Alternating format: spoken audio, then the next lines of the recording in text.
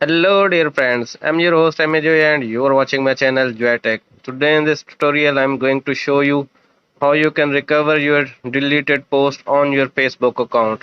Maybe you have a situation that you might be deleted some post that you don't want to delete it somehow but it went wrong and you have deleted the post and you don't know how to recover it.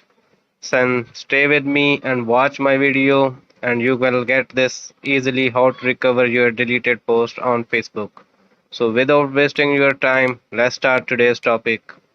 First of all, tap at your Facebook account. Now tap at three lines. Now tap at your profile. Now tap at your three dots. Here you can see the option activity log. Tap at activity log.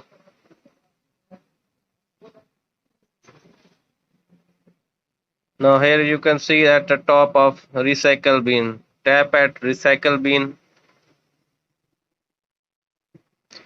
Now you can see my last deleted post it at here. You can recover your post in the 30 days option. After 30 days it will be automatically deleted from recycle bin. So tap at your post and press the button restore. Now confirm it. Like this you can easily restore your posts. I hope this video is helpful for you. If this video is helpful for you, please don't forget to like this and share it to your friends. Thanks for watching.